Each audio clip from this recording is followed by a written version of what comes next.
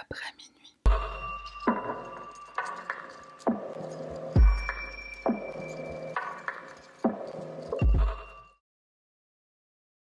Salutations mon cher panda, moi c'est Sahara, bienvenue sur ma chaîne. Prépare-toi puisque celle-là, elle est conséquente. L'histoire de ce soir se déroule à Charlotte, en Caroline du Nord. Charlotte, c'est une grande ville qui compte aujourd'hui presque 900 000 habitants, c'est énorme. À l'époque où notre affaire se passe, Charlotte est en pleine expansion. La ville connaît donc aussi une épidémie de drogue. Ce que ça veut dire pour les forces de l'ordre, c'est qu'ils vont concentrer leurs efforts sur ce genre de crime. La police est en sous-effectif, ils n'ont pas le budget pour certains secteurs criminels, disons notamment les meurtres, les tueurs en série, et ça va jouer un rôle déterminant dans notre affaire. En titre de cette vidéo, j'aurais pu mettre « Que fait la police ?» Henry Louis Wallace naît le 4 novembre 1965 à Barnwell, en Caroline du Sud. Il est élevé par sa mère qui s'appelle Lottie May Wallace. Sa mère est très pauvre, elle est célibataire, elle travaille dans une usine de textile pour subvenir aux besoins de sa famille, et en effet, elle n'a pas que Henry à sa charge, elle a également une fille qui s'appelle Yvonne. Yvonne, elle a 3 ans de plus qu'Henry, ils n'ont pas le même père, et leur père, c'est des personnes qui sont totalement absentes de leur vie. D'après une source, c'est tout simplement parce que Lottie May ne savait pas qui était le père de ses 2 enfants, mais d'après une autre source, c'était des hommes qui ne voulaient pas la responsabilité d'un enfant, en gros des géniteurs et pas des pères, quoi. Sous le même toit habite également la mère de Lottie May, et les 2 femmes ne s'entendent pas, les disputes sont donc très fréquentes. La famille, voilà, c'est tellement pauvre qu'ils habitent dans une maison où il n'y a pas l'électricité et il n'y a pas l'eau courante. Ils s'approvisionnent en eau dans un puits qui est pas très loin de la maison. Malgré cet environnement, Henry, il va s'en sortir pas trop mal dans ses études. Il est cheerleader dans son lycée, d'ailleurs c'est le seul garçon qui le sera. Il est également élu président du conseil des élèves. Il obtient son diplôme en 1983 et quand il entre à l'université, à ses heures perdues, il est DJ. Il sera DJ pendant quelques temps pour une radio locale et son surnom, son nom de scène, ce sera Night Rider, le cavalier ou le chevalier de la nuit. En 1985, Henry décide de s'engager dans la Navy. Alors faut savoir qu'il grandit avec une mère qui est très très stricte. Cet environnement-là, de très discipliné, c'est quelque chose qu'il connaît très bien, et dans la Navy, donc ça va énormément lui servir. Encore une fois, il s'en sort très bien puisque il n'a aucun problème à suivre les ordres qu'on lui donne sans broncher. Il va même obtenir promotion après promotion. En 1987, il va épouser Maretta Brabham, son amour de lycée. Ils sont amenés à voyager ensemble puisque Henry, dans le cadre de la Navy, va être souvent muté. Et c'est pendant ces années au sein de la Navy qu'Henry va commencer à se droguer. Il consomme principalement du crack mais aussi d'autres drogues, et ça va commencer dans l'état de Washington, à Seattle. Et à Seattle, Henry va être arrêté à plusieurs reprises mais jamais condamné, jamais inculpé. C'est à se demander si le fait d'être dans la Navy, ça ne lui procure pas des privilèges. Il finira cependant par être inculpé pour être rentré par effraction dans un magasin qui en plus se trouve être juste à côté de sa base navale, donc le mec ne se foule pas. Il est entré dans cette boutique pour voler des CD de musique, bon, évidemment c'était l'époque pré-Spotify. Henry est condamné à 2 années de sursis, 2 années qui vont très mal se passer. On a tendance à croire que du sursis, c'est seulement une petite tape sur la main, comme je l'ai entendu dans un documentaire Netflix, je sais plus c'était lequel, mais j'ai entendu cette expression-là dans un documentaire. Le sursis, c'est pas une petite tape sur la main, et surtout selon l'état dans lequel tu te trouves, il y a des états qui vont être plus cléments que d'autres, plus gentils que d'autres. En l'occurrence à Washington pour Henry, et encore une fois peut-être parce qu'il est dans la Navy, le fait qu'il ne se présente pas à ses rendez-vous SPIP, par exemple, il va y avoir aucune conséquence à ça. En anglais, on dit officier de probation, mais en français, on dit SPIP, donc service pénitentiaire d'insertion et de probation. En 1990, Henry revient en Caroline du Sud, et là, ça va être la descente aux enfers pour lui. Il est accusé d'avoir kidnappé et violé une jeune fille de 16 ans. L'enquête va le mettre hors de cause, mais Henry en perd son travail. Il travaillait comme opérateur chimique chez Sandoz, une société qui s'appelle Sandoz. Je sais pas si on dirait opérateur chimique en français, mais c'est la traduction que je te donne. La société Sandoz avant de cette enquête pour des faits qui sont très graves et décide de licencier Henry. Un peu plus tard, en 1991, sa femme Maretta demande le divorce. Faut savoir qu'avant d'épouser Henry, Maretta avait un enfant d'une précédente union. Les rapports entre Henri et l'enfant, je crois que c'était une fille, étaient très bons, mais Henri voulait avoir un enfant qui était de lui, enfin un enfant biologique aussi. Maretta ne voulait pas, c'est une des raisons qui ont motivé son désir de séparation, enfin de divorce. Une autre raison, c'est le fait que leur intimité, leur vie sexuelle était devenue quasiment inexistante. C'est quelque chose qui ne plaisait pas du tout à Henri. De par cette frustration grandissante, il va demander à Maretta de voir quelqu'un, d'être suivie psychologiquement ou par un psychiatre. Maretta, elle a été abusée sexuellement. Henri va lui dire qu'il la trouve frigide, pour reprendre ses mots. Maretta refuse d'avoir un autre enfant. Elle refuse de voir un psy pour se faire soigner de sa frigidité.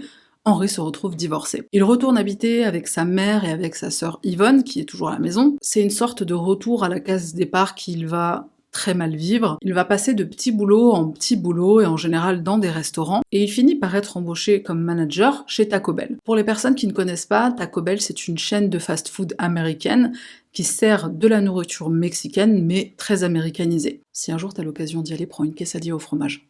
Machallah, c'est délicieux. Henri travaille donc chez Taco Bell, il est manager, il fume du crack à ses heures perdues, hein, pourquoi pas. Il va rencontrer une charmante jeune femme qui va devenir sa petite amie et qui va être mère de sa fille, donc son désir d'être papa va être enfin satisfait. Pourtant, la descente aux enfers continue pour Henri qui va sombrer de plus en plus dans la drogue. En 1989-90, Henri va faire la rencontre de Tashanda BTA. Leur mère travaille ensemble dans la même usine, ils se rencontrent donc et Henri va avoir un coup de foudre. Il tombe sous le charme de cette jeune lycéenne de 18 ans. Tashanda, qu'on surnomme Shan, elle n'est pas intéressée, elle refuse ses avances, mais parfois elle accepte qu'Henri la dépose en voiture. Un jour du mois de mars 1990, Shan est en voiture avec Henri, mais il ne la dépose pas là où elle souhaite être déposée. Il l'emmène dans les bois. Quand une phrase se termine par il l'emmène dans les bois, tu sais tout de suite que ça va pas bien se passer. Henri demande à coucher avec Shan, bien sûr elle refuse. Il va sortir une arme à feu, la pointer vers elle et il va lui dire « Tu vas faire ce que je te dis, sinon regarde ce que j'ai ». Après l'avoir violée, Henri lui demande si elle va raconter ce qui vient de se passer. Elle répond oui, mais très vite elle se ravise et elle lui assure que non, elle ne dira rien à personne. Henri, il n'a pas confiance, hein, il préfère la tuer pour s'assurer que son crime restera impuni. Il étrangle Shan et il la dépose sur la banquette arrière de sa voiture, mais Shan revient à elle. Et pourtant Henri, il est grand, il est costaud, mais étrangler quelqu'un, c'est pas aussi facile qu'on le voit à la télévision en 2 secondes et ça y est, c'est terminé. Henri s'y reprend une deuxième fois et pour s'assurer que le travail est bien fait, il va tailler les veines de la jeune femme et il va aussi lui trancher la gorge. Avec un cutter, hein, oui, il avait amené un cutter avec lui, c'est à se demander s'il avait pas prévu que ça allait peut-être pas se passer comme il avait imaginé, quoi. Henri se débarrasse ensuite du corps en le jetant dans une mare. Shan sera retrouvée des semaines plus tard, et pendant toute cette période, elle est considérée comme une personne disparue. Henri va figurer en pole position dans la liste des suspects, puisqu'il a été vu par des témoins en présence de la jeune femme, en compagnie de Shan, le jour où elle a disparu. Son véhicule sera fouillé, on n'y trouve absolument rien, pas même un cheveu de la victime. Pourquoi ? Parce qu'Henri a pris soin d'aller au car wash. Il a tout nettoyé, il a tout aspiré. Il est donc mis hors de cause. Environ un an plus tard, en février 1991, Henri va entrer par effraction dans son ancien lycée. Il va y dérober du matériel audio visuel, il va commettre des crimes graves, des crimes moins graves. Henri, il aime la diversité. En novembre de la même année, il quitte le domicile familial et il s'installe seul dans un appartement à Charlotte, en Caroline du Nord. Alors, il faut savoir que Charlotte, c'est à la frontière entre la Caroline du Nord et la Caroline du Sud, donc c'est pas très loin. Quelques mois plus tard, en mai, Henri va croiser le chemin de Sharon Lenz. Sharon est dealeuse et prostituée. Il fait appel à ses services. La jeune femme monte à bord de son véhicule, ils font ce qu'ils ont à faire, puis Sharon demande paiement. Henri va la payer, mais pas avec des sous, il va la payer avec des coups. Il va la tabasser à mort. Il se débarrasse de son corps sur les rails d'un chemin de fer, et son corps sera retrouvé quelques jours plus tard. Aucun lien ne sera fait avec la première victime, avec Shan, parce que le mode opératoire n'est pas le même. Mais comme tu le sais sûrement, un tueur en série, au début, il se cherche. C'est un peu comme un artiste qui sait pas trop quoi choisir entre gouache, acrylique et peinture à l'huile. Donc t'essaies différentes choses, et puis tu choisis un médium et tu te perfectionnes. En général. En 1992, Henri va faire la rencontre d'une jeune femme qui s'appelle Cédie McKnight, ils vont se mettre en couple. Sadie, elle habite en colocation avec une jeune femme qui s'appelle Caroline Love, c'est son amie. Toutes les deux travaillent dans le même restaurant, Bojangles. Alors Bojangles, c'est une autre chaîne de fast-food dont la spécialité est le poulet cajun. Cajun, cajun, je sais pas comment on dit, enfin, c'est l'épice qu'on trouve beaucoup dans le sud des États-Unis. Leur deuxième spécialité, c'est ce qu'ils appellent le biscuit. Alors c'est pas le petit lu de Belin, hein, c'est un biscuit. Je sais pas pourquoi il s'appelle ça biscuit. C'est un genre de scone en fait à l'anglaise. Je suis désolée, mais je suis obligée de faire des parenthèses bouffe dans cette vidéo. J'ai jamais eu aussi faim en préparant un script. Anyways, donc on reprend. Caroline Love, la coloc de Sadie, le matin du 19 juin 1992, elle ne se présente pas au travail.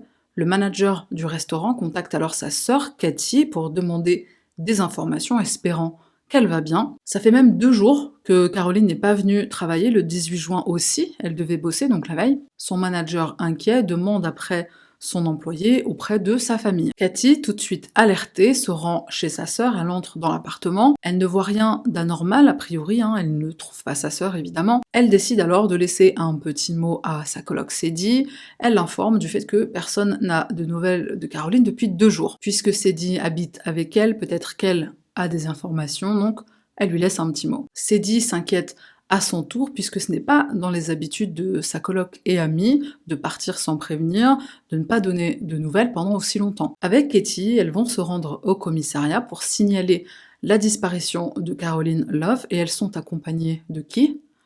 Henry. La police ouvre l'enquête et on commence par interroger le manager du restaurant. Il va confirmer l'avoir vue pour la dernière fois le soir du 15 juin. Il se souvient d'un détail important, c'est le fait qu'elle lui ait demandé de lui faire de la monnaie sur un billet de 10 $. Elle avait l'intention de faire sa lessive. Aux États-Unis, parfois il y a des laveries.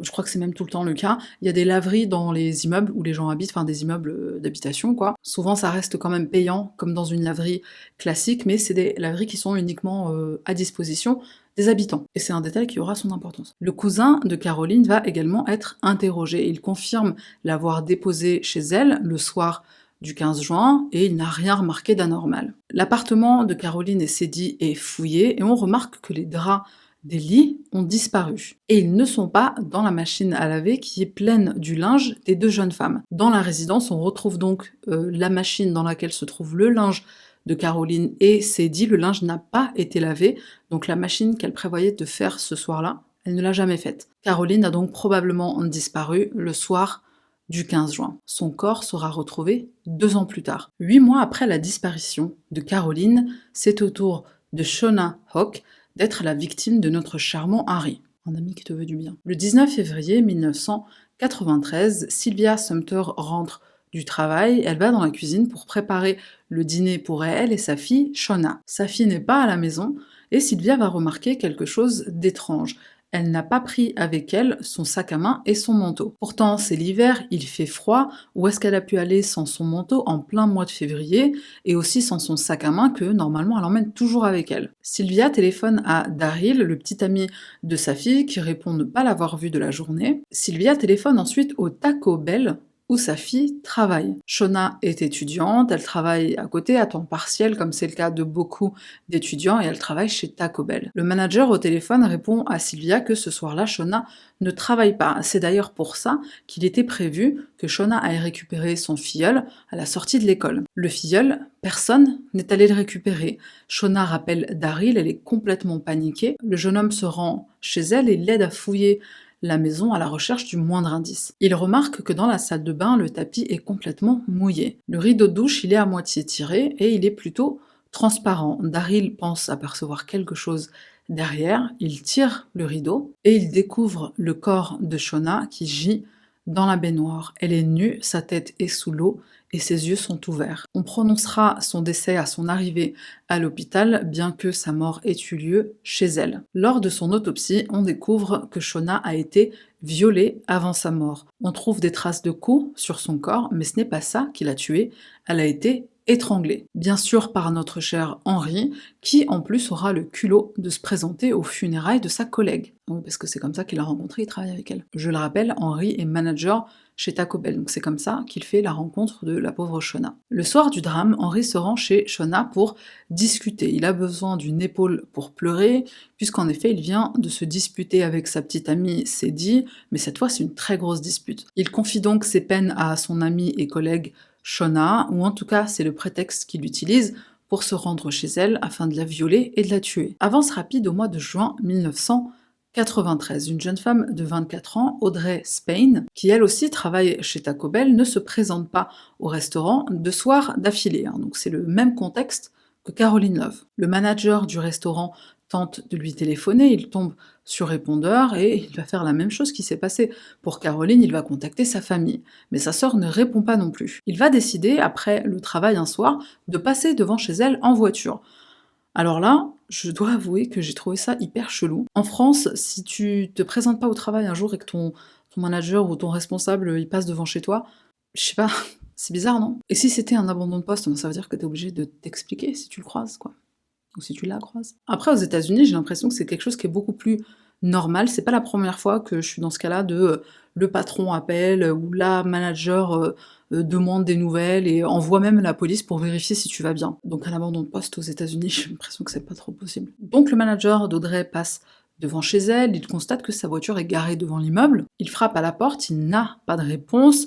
Le lendemain, il décide de contacter le responsable de la maintenance de la résidence dans laquelle elle vit. Il demande à ce qu'on intervienne puisqu'il est très inquiet du bien-être de son employé. Un homme de la maintenance va se rendre à l'intérieur de l'appartement de la jeune femme et il va découvrir le corps d'Audrey. Elle est nue sur son lit dans sa chambre. L'autopsie confirme la cause du décès, la strangulation. Cette fois-ci, le tueur a utilisé les vêtements de la jeune femme qu'on retrouvera autour de son cou, son t-shirt et son soutien-gorge. Le soir du drame, Henri se présente chez Audrey pour lui soutirer des informations. Je précise de nouveau qu'ils sont collègues, ils se connaissent, donc il vient, il frappe chez elle, salut, ça va, elle le laisse entrer. Il lui demande ensuite de lui donner le code du coffre-fort du restaurant, puisqu'il pense qu'elle le connaît, elle ne le connaît pas, donc elle lui dit, et à ce moment-là, il lui demande ses coordonnées bancaires. Dans un premier temps, Audrey refuse, de toute façon, elle vient de rentrer de vacances, elle lui dit que sur son compte en banque, il n'y a pas d'argent. Henri l'étrangle, on connaît la suite, et détail important, c'est que Henri va lui donner un bain, il va la laver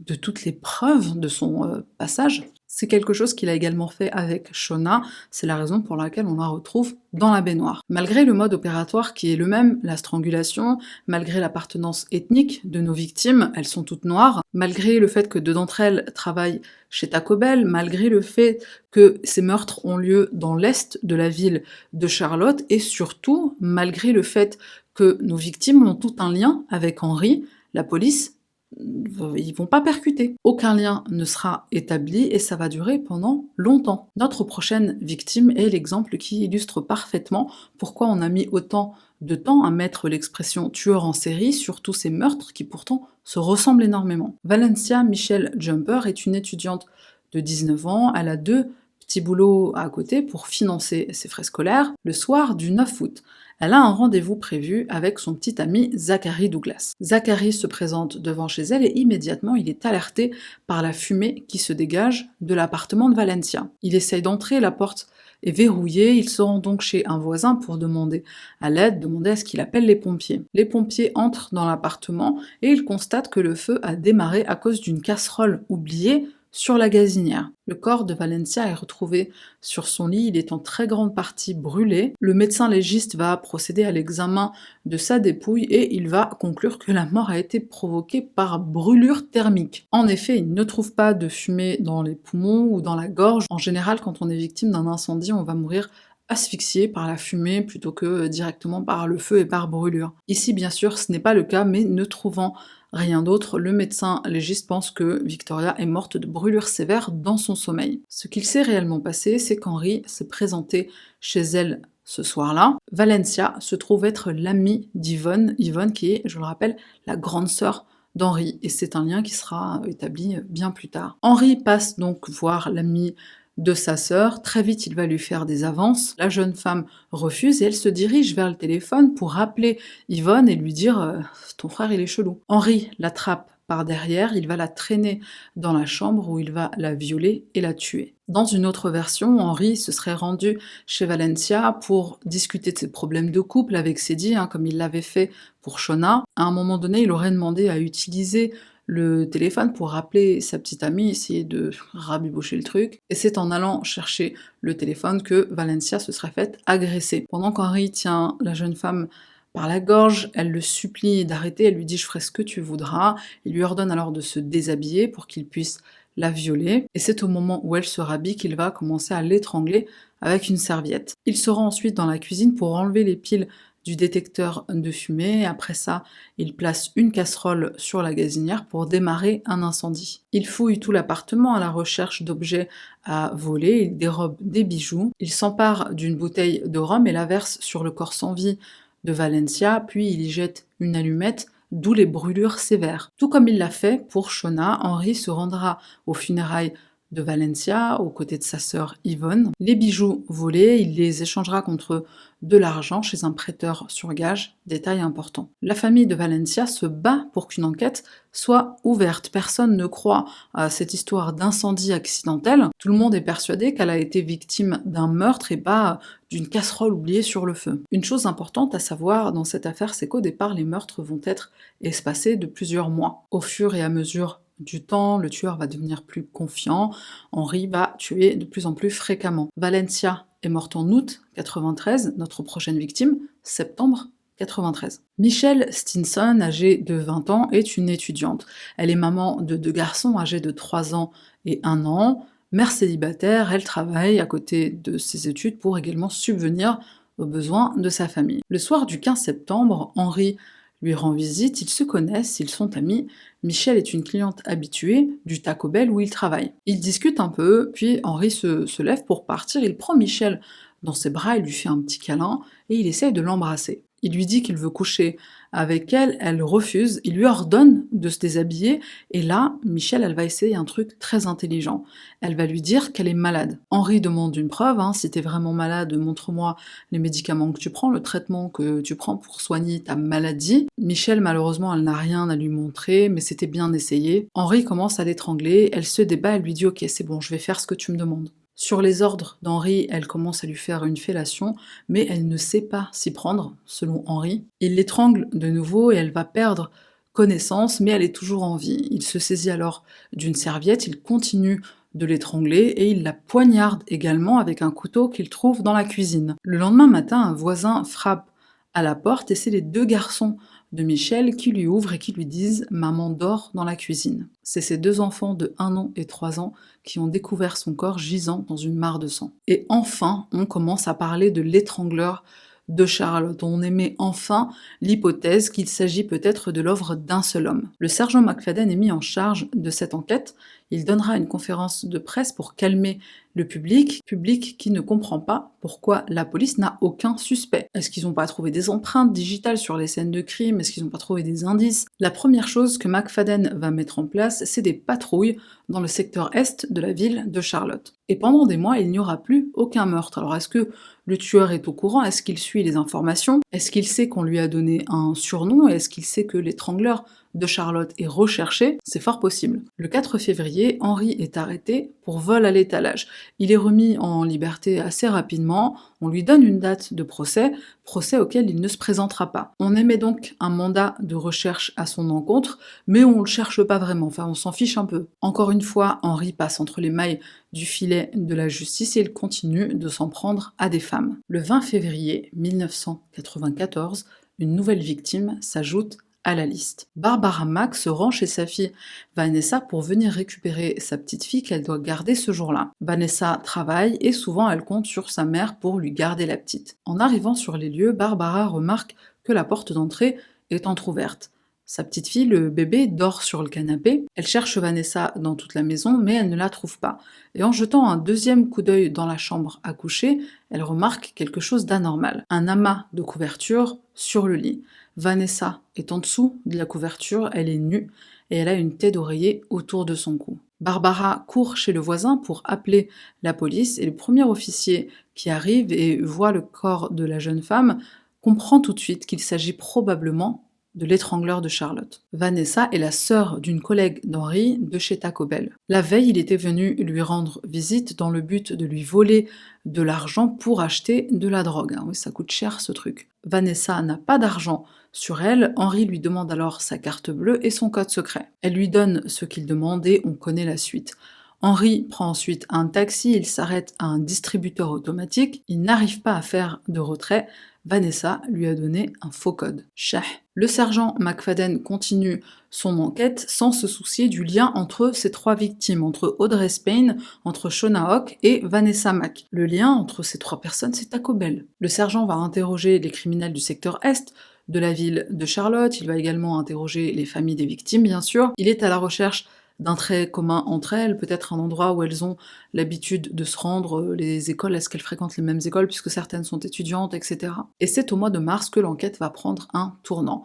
Henri ne prend plus les mêmes précautions que d'habitude, il ne donne plus de bain à ses victimes pour les nettoyer des preuves, il ne se débarrasse pas de toutes les empreintes digitales, et surtout il devient très impatient. Il va commettre 3 meurtres en 3 jours. D'abord, Betty Jean Bocom.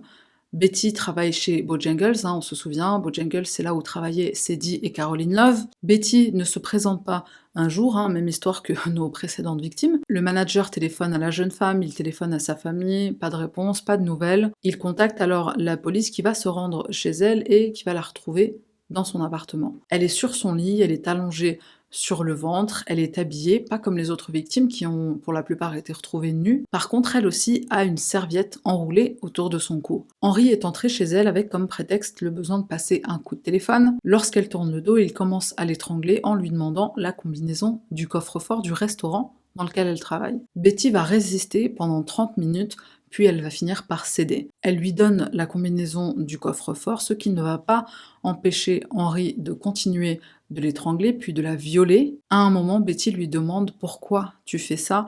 et Henri lui répond « Je suis malade, je ne peux pas m'en empêcher, j'ai besoin de faire mal aux autres. » Plus tard, Henri dira que Betty lui aurait aussi dit « Je te pardonne, tu as besoin d'aide. » Bon, à ce stade, il était juste en train d'étrangler, mais pas pour la tuer, quoi. Il la tenait par la gorge, quoi.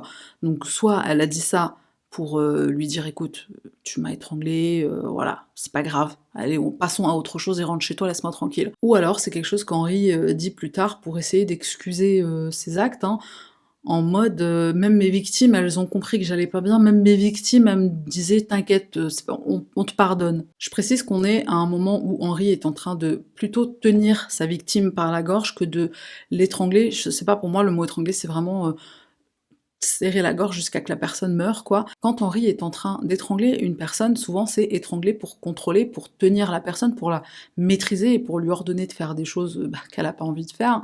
C'est pas forcément étrangler dans le but de tuer, en tout cas pas dans les premières minutes, quoi. Je sais pas si c'est clair. Donc pendant que Henri est en train de la tenir par la gorge, de la maîtriser par la gorge, il lui demande de lui faire une fellation. Elle a essayé de refuser au départ, puis elle a fini par se mettre à genoux, et encore une fois, elle a fait quelque chose d'intelligent, comme une précédente victime, elle a essayé de lui faire mal au zizi. Elle essaie de tirer dessus, elle essaie de le griffer, elle essaie même de le griffer sur le bas du ventre. Henri étant en position de force, il la met à terre et il l'étrangle, cette fois jusqu'à ce que mort s'en suive. Après les faits, il vole l'argent qu'il trouve dans le sac de la jeune femme, il lui vole également ses bijoux, dont la chaîne qu'elle porte autour de son cou. Et cette fois-ci, pour ce meurtre-là, la police a espoir de retrouver le responsable, puisqu'en effet, il a volé aussi la télé de Betty, son magnétoscope et sa voiture, une Nissan Pulsar. Les patrouilles de police recherchent donc cette Nissan. On se rend également chez des prêteurs sur gage pour voir si on ne retrouve pas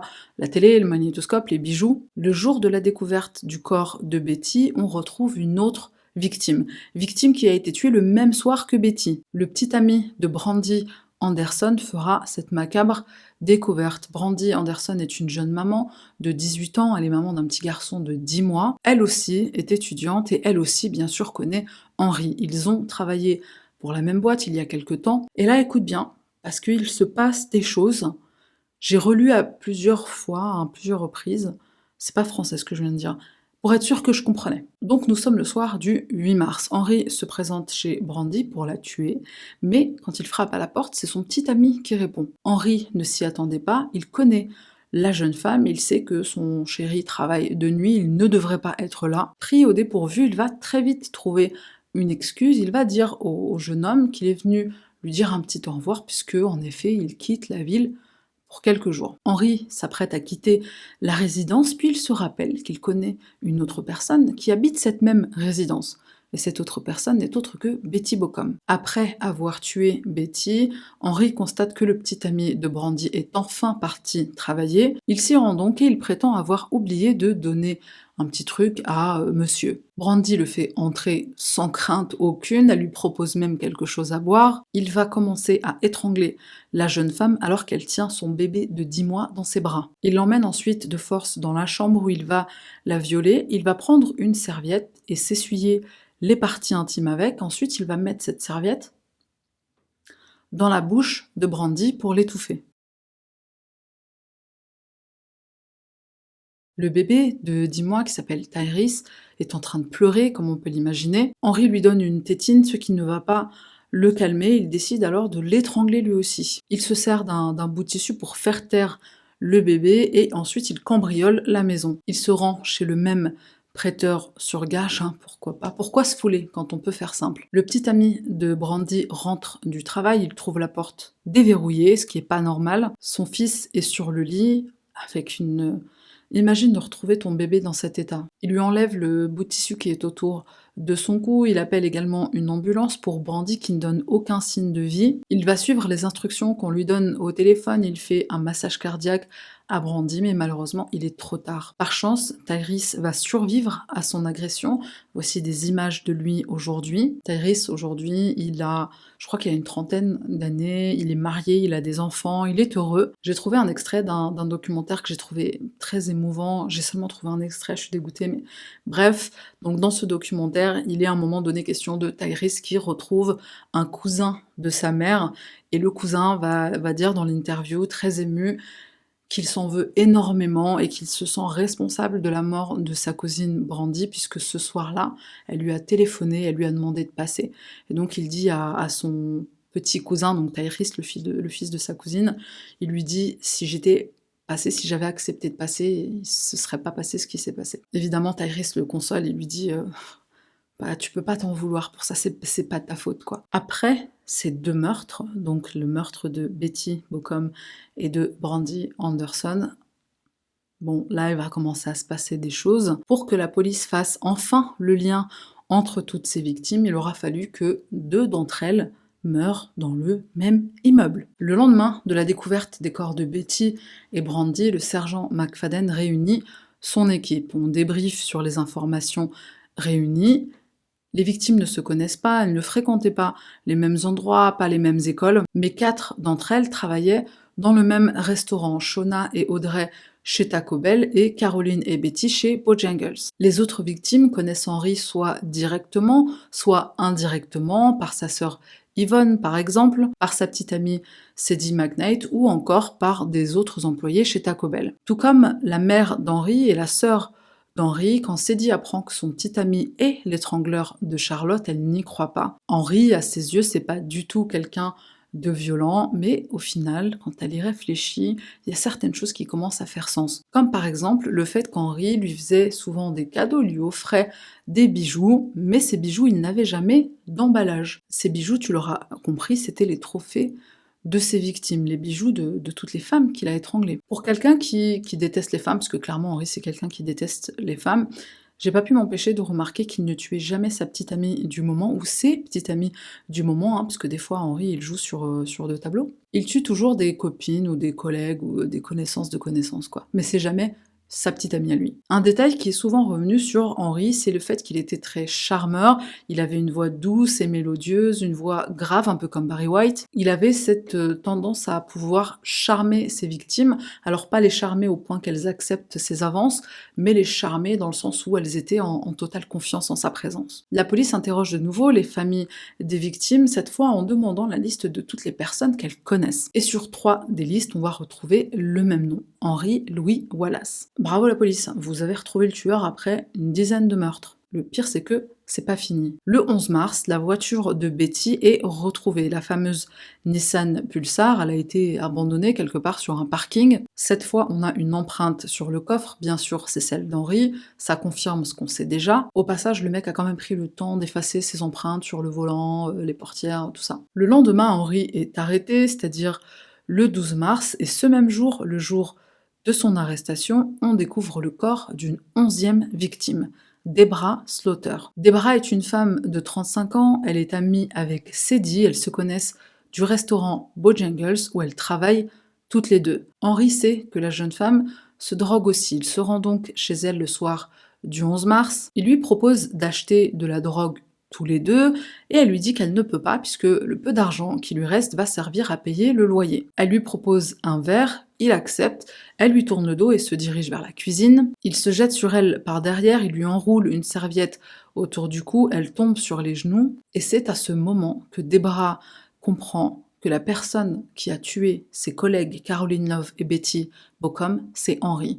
Elle lui dit « c'est toi ». Harry lui ordonne de lui faire une fellation, mais Debra, c'est une dure, c'est une personne qui se laisse pas faire, elle dit ce qu'elle pense comme elle le pense, et elle lui répond « moi je fais pas ça, autant me tuer maintenant ». Henri serre la serviette plus fort autour de son cou, il lui donne une chance de changer d'avis, elle se débat et elle lui répète « non, je ferai pas ça ».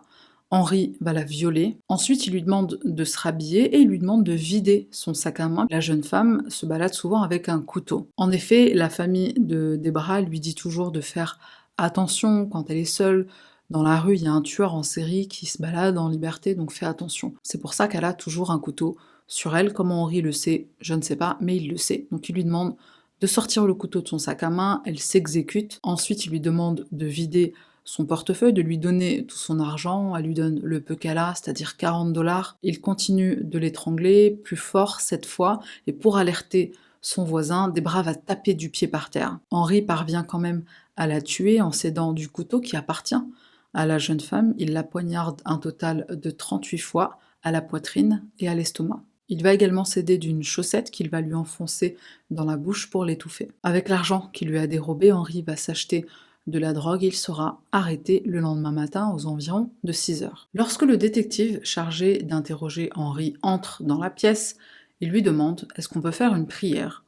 Henri répond « Oui », il lui prend donc la main, ils font leur prière, et là le détective lui dit « Raconte-moi ce qu'il s'est passé ». Henri demande une feuille et un stylo et il écrit le nom de toutes ses victimes. On lui présente également des preuves qui l'incriminent, par exemple une photo de lui au distributeur en train d'essayer de retirer l'argent du compte de Vanessa Mack. On se souvient, Vanessa lui avait donné un code secret qui était faux. Son empreinte digitale retrouvée sur le coffre de la voiture de Betty. Henri va avouer tous ses crimes, les vols, les viols et aussi bien sûr les meurtres. On se rappelle que le corps de Caroline Love a été retrouvé seulement 2 ans après ce qu'on considérait être une disparition. C'est Henri qui, après son arrestation, dévoilera à la police l'endroit où il s'est débarrassé du corps. Ce qui va écœurer la police et les familles des victimes encore plus, c'est que Henri consolait la sœur de Caroline, donc on se souvient, Cathy, celle avec qui il est parti au commissariat pour signaler la disparition de sa sœur. Et alors écoute bien, puisque les avocats d'Henri, c'est des génies. Ils vont essayer de faire abandonner toutes les charges à l'encontre de leur client en commençant par sa confession. Selon eux, cette confession ne devrait pas être admissible. Pourquoi ? Parce qu'après qu'il ait été arrêté, Henri n'a pas été informé de ses droits, et ce pendant 3h30. Autre argument en faveur d'un abandon de toutes les charges, c'est le fait qu'Henri aurait dû être amené devant un juge le plus rapidement possible. Or, ça a été fait seulement 19 heures après son arrestation. Bon, t'imagines bien que c'est pas passé, la confession est admise, les charges sont maintenues, toutes les charges sont maintenues, mais quel culot, quoi. Et puisque ça n'a pas marché, on va demander autre chose. On va demander à ce que pendant le procès, les officiers qui sont dans le tribunal ne portent pas d'uniforme. Ça fait peur au jury, et ça montre un côté de Henri agressif, violent, et c'est pas bon pour leurs clients. Qui sont ces avocats et comment s'appellent-ils ? T'inquiète pas, le juge a refusé toutes ces demandes qui sont tellement culottées que si c'était pas une affaire aussi tragique, j'en rigolerais à gorge déployée pendant 3 jours non-stop. Une demande va être faite et celle-ci elle sera beaucoup plus raisonnable. On demandera d'envisager le meurtre au second degré plutôt que le meurtre au premier degré. Notre client est malade, diront ses avocats, il ne peut donc formuler l'intention de tuer, et en effet, l'intention doit être prouvée pour une condamnation de meurtre au premier degré. Le juge va refuser encore et toujours, et heureusement, il répondra à cette demande que les meurtres ont été commis en parallèle d'autres crimes, des viols, des cambriolages, etc., même des crimes qui n'avaient rien à voir avec les victimes. J'ai pas forcément compris la logique derrière ça, mais voilà, si tu t'y connais en droit, bah, éclaire-nous. Un élément qui va jouer en faveur d'Henri pendant son procès, c'est sa prise de poids. Entre le moment où il est arrêté et le moment où le procès débute, il va se passer 2 années, le procès commence en septembre 1996, Henri est enfermé dans une petite cellule, il n'a pas ou pas assez accès à de la drogue, la nourriture en prison, bah, c'est pas du 5 étoiles Michelin, il ne fait pas de sport, donc il prend du poids. Il arrive au tribunal avec des lunettes, en plus, il a le look d'un lycéen qui se fait harceler à l'école, ce qui ne l'empêchera pas d'être déclaré coupable de 9 des 11 meurtres. Il est également déclaré coupable de tentative de meurtre sur la personne de Tyrese, on se souvient, c'est le fils de Brandy Anderson. Henry Wallace risque la peine de mort et pour se défendre, il va citer un verset de la Bible. Et lorsque vous êtes debout faisant votre prière, si vous avez quelque chose contre quelqu'un, pardonnez, afin que votre Père qui est dans les cieux vous pardonne aussi vos offenses. Mais si vous ne pardonnez pas, votre Père qui est dans les cieux ne vous pardonnera pas non plus vos offenses. La Caroline du Sud est un des États qui fait partie de ce qu'on appelle la Bible Belt, la ceinture biblique des États-Unis. Beaucoup de gens y sont très croyants, donc bien joué d'avoir essayé de sortir un verset, mais personnellement, je trouve que c'est un verset qui montre vraiment l'arrogance du personnage. Ok, j'ai tué, ok, vous m'avez attrapé, mais vous avez tout intérêt à me pardonner si vous voulez aller voir votre Jésus au paradis, parce que vous n'êtes pas innocent non plus. Bon, c'est limite s'il leur a pas dit, il y a que Dieu qui peut me juger, laissez-moi sortir. À ce jour, Henri est toujours dans le couloir de la mort. Bon, c'est quelque chose que j'arrive pas à comprendre. Pourquoi on condamne des mecs à mourir, mais on les laisse quand même vivre jusqu'à 80 ans? Henri va trouver l'amour en prison, pourquoi pas, il épouse une ancienne infirmière le 5 juin 1998. L'heureuse élue s'appelle Rebecca Torrijas, malheureusement je n'ai pas trouvé de photos d'elle. Elle a une cinquantaine d'années, Henri a 32 ans, l'amour n'a pas d'âge. Sont-ils toujours mariés? Je ne sais pas. Il y a une série télé qui a été faite sur l'affaire de l'étrangleur de Charlotte, série qui s'appelait Bad Henry. Et en parlant de série télé, je suis en train de recommencer à regarder Mindhunter, série pour laquelle je l'ai dit sur Twitter, mais s'il vous plaît, venez, on se cotise pour une saison 3, quoi. Pourquoi il n'y a pas de saison 3 ? De le dire, franchement, j'ai envie de pleurer. Petit spoiler, je suis obligée, puisque du coup, c'est pour ça que ça m'a fait penser à Henry. Les questions de Ed Kemper, et bien sûr, je n'ai pu m'empêcher de faire un parallèle avec Henry Wallace. Ils avaient tous les deux des mères qui les rabaissaient. Rabaisser, que dis-je, il faudrait inventer un autre mot pour ce genre de daronnage extrême. C'est quand même une façon de daronner ton gosse qui peut être puni par la loi, qui devrait être puni par la loi, ou qui probablement l'est déjà, parce que c'était pas des trucs...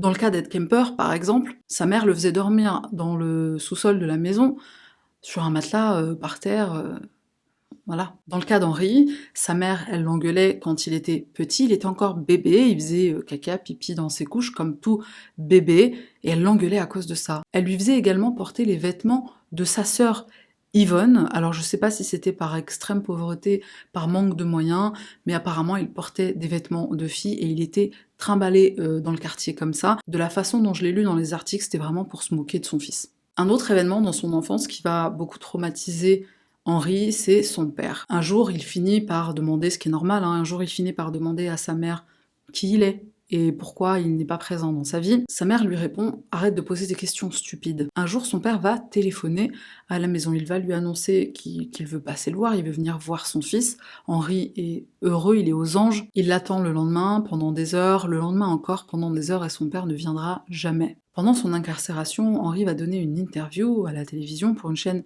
de télévision, et dans cette interview, il va parler du fait qu'il était terrifié par sa mère. Elle le battait régulièrement, elle se moquait de lui, elle le rabaissait constamment. L'analyse qui sera faite par des experts sur le personnage d'Henri, c'est qu'il avait une haine profonde envers sa mère, envers plus tard sa femme aussi. Cette haine s'est généralisée envers toutes les femmes. Et il dit lui-même que quand il violait et tuait ses victimes, il ne voyait pas la victime, il voyait sa mère. C'est d'ailleurs ce qu'il cherchait chez toutes ces femmes. Il cherchait des traits de caractère de sa mère ou de sa femme, c'est-à-dire des femmes qui ne l'aimaient pas comme lui les aimait. Et c'est pour ça que c'était jamais sa femme, ça aurait pu être sa femme, c'était jamais sa petite amie du moment, ou même ses petites amies à côté de l'officiel. Il fallait que ce soit des femmes qui refusent ses avances, donc des femmes qui n'acceptaient pas de l'aimer comme lui voulait être aimé. Et ces mères qui traitent leurs enfants de la façon la plus abjecte qui soit, c'est encore une fois un argument qui alimente le côté environnement. La fameuse question, est-ce qu'on est tueur ou est-ce qu'on devient tueur? Autre événement marquant dans l'enfance d'Henri, c'est sa première expérience sexuelle. Il a seulement 8 ans, c'est avec une jeune fille du quartier, elle est un petit peu plus âgée que lui. Il sait que sa mère l'apprend, elle est au courant, elle finit par être mise au courant, et là où il pense qu'elle va l'engueuler, qu'il va se prendre une raclée, elle se moque de lui et lui dit « T'aurais pu trouver une fille plus jolie ». Autre événement déterminant dans l'enfance d'Henri, c'est quand il a environ 10 ans et qu'il est témoin du viol en réunion d'une jeune fille de son quartier. Il se rappelle qu'elle était suspendue, qu'un groupe de garçons était autour d'elle et que chacun son tour la violait. Et cette position de force dans laquelle ce groupe de garçons se trouvait face à cette jeune fille, c'est exactement ce que lui a reproduit plus tard à l'âge adulte avec toutes les femmes qui ont été ses victimes. Lors de l'interview qu'il donne, il dira même qu'une de ses victimes à un moment donné s'était mise à pleurer et qu'il a adoré ça. C'était pour lui un symbole de sa toute-puissance envers cette jeune femme. Henri dira plus tard au téléphone à sa mère quand elle l'appelle dans les débuts de son incarcération, après les premières semaines ou premiers mois, elle a dit qu'elle ne voulait plus avoir affaire à lui, elle a arrêté de lui rendre visite, elle a arrêté de lui téléphoner, mais au départ, donc elle l'appelait de temps en temps et un jour il lui a dit qu'il était soulagé de s'être fait arrêter. Est-ce la raison pour laquelle il est devenu moins prudent, plus impatient sur les derniers meurtres? Une chose qu'on peut dire pour la défense de la police de Charlotte, qui a très mal géré cette affaire, c'est que dans les années 90, l'expression serial killer est encore plutôt récente, disons. C'est une époque à laquelle il y en a encore beaucoup qui pensent qu'un tueur en série, c'est ce qu'on appelle en anglais un drifter, une sorte de vagabond, un mec qui parcourt le pays, quoi. L'idée que ça puisse être un membre de ta communauté, de la communauté dans laquelle il commet ses crimes, c'est difficile à accepter. L'idée qu'il soit noir est encore plus difficile à accepter. On attribue parfois à tort le titre de premier tueur en série noir à Henry Wallace, alors que c'est pas lui. Le premier qui est répertorié, c'est Samuel Little, sujet pour peut-être une prochaine vidéo. La police de Charlotte, qui ne sait pas comment gérer des meurtres en série, va contacter le FBI, ils vont leur demander à l'aide, et le FBI va leur répondre que leur tueur ne correspond pas au profil du tueur en série. Déjà parce qu'il est noir, un tueur en série c'est blanc. Robert Kessler, qui est expert au sein du FBI, expert sur la question des serial killers, va même leur dire s'il veut être considéré comme un tueur en série, il s'y prend très mal. Le mode opératoire il est changeant, certaines victimes sont étranglées et poignardée, il y en a une qui a été tabassée à mort, on se rappelle Sharon Lance, la prostituée dealeuse. Le fait que toutes les victimes connaissent leur agresseur, ça ne correspond pas non plus au profil d'un tueur en série. Ou en tout cas, à l'époque, puisque depuis, Henry Wallace est le premier tueur en série répertorié qui connaissait toutes ses victimes. C'était une grande première pour le FBI, qui a dû forcément, après ça, changer son profilage. Le FBI a fini par admettre que c'était un profil, en effet, qui était complètement différent de ce qu'il connaissait jusqu'à présent. En plus, Henry a ce côté charmeur où il est gentil, il va consoler les familles des victimes, il va aller aux funérailles, etc. C'est du jamais vu pour la FBI à cette époque. À cette période où les meurtres ont lieu, il faut savoir que la ville de Charlotte a à peu près 300 homicides sur les bras. Ils n'ont que 6 détectives dans le département des homicides. Donc t'imagines bien qu'à 6, c'est presque impossible de résoudre des meurtres. En tout cas autant. Une chose intéressante que Henry a dit à la police pendant qu'il était interrogé, c'est le fait qu'il lui arrivait de retourner sur les lieux d'un crime, d'un meurtre. Dans le cas de Caroline Love, il dira que c'était pour se rappeler, pour ne pas oublier là où il s'était débarrassé du corps. Encore une fois, si t'as regardé Mindhunter, tu te rappelles probablement de l'épisode où il est question de gratification sexuelle en retournant sur la scène d'un crime. D'après une source, Henry aurait avoué plus tard, pendant son incarcération, avoir tué d'autres femmes pendant qu'il était dans la Navy. Donc à chaque fois qu'il était sur une nouvelle base, il avait des victimes un peu partout. Donc il avait à un moment donné, apparemment, ce côté-là de vagabond et de tuer au fur et à mesure de ses vagabondage. On estime le nombre total de victimes à 20. Alors pour information, aux dernières nouvelles, Henri a fait appel de ces condamnations, enfin de ces sentences à peine de mort. Tous ces appels ont été rejetés. Moi, encore une fois, je crois il va mourir de cause naturelle, le mec. Je suis contre la peine de mort, mais je suis aussi pour la logique. Donc en fait, enlevez-la parce que si elle sert à rien, bah ça sert à rien. Voilà qui conclut cette vidéo. On termine avec un petit random item review. Ça faisait longtemps, je crois. Je vais pas recommander la marque que je porte là en ce moment même parce que je suis un peu déçue. Dans l'ensemble, c'est vrai que j'adore le concept, les cils magnétiques, les faux cils magnétiques. Alors oui, je débarque, je viens de découvrir, enfin c'est pas que je viens de découvrir, mais je viens d'essayer quoi. Je suis une merde, je sais pas comment poser des faux cils, j'arrive jamais, ça part toujours. Pourtant j'achète la bonne colle, hein. J'achète la bonne colle et j'ai des cils qui sont ouais plutôt corrects, on va dire. J'ai des marques qui sont ouais plutôt correctes, mais j'arrive jamais à les placer bien, correctement et tout. Donc les cils magnétiques, c'est ce qu'il me faut à moi, et c'est très facile. J'ai acheté en magasin, donc en supermarché, c'était quoi 10 balles peut-être, 10-12 balles, donc c'est vrai que c'était pas non plus de la super qualité, mais si t'as investi, je pense peut-être une vingtaine d'euros dans des cils qui sont magnétiques, et ben franchement, c'est la vie quoi. Tu mets comme un trait d'eyeliner avec le... bah on dirait du eyeliner noir, sauf que c'est un truc qui est magnétique et qui va donc appeler les fossiles. Et après les fossiles en fait, ils se... bah c'est magnétique, donc ça magnétise en fait. Si tu connais une marque qui est de bonne qualité, que tu as déjà testé, bah, je t'invite à laisser un commentaire puisque je suis toujours en quête. Mais j'adore le concept, donc voilà, c'est tout pour moi. Merci d'être resté jusqu'à la fin de cette longue vidéo. J'ai pas encore fait le montage, mais je crois qu'elle va être très longue. Merci, merci aux personnes qui sont membres, et abonne-toi si c'est pas déjà fait. C'est tout pour moi, et on se retrouve la semaine prochaine pour une nouvelle affaire. Bye.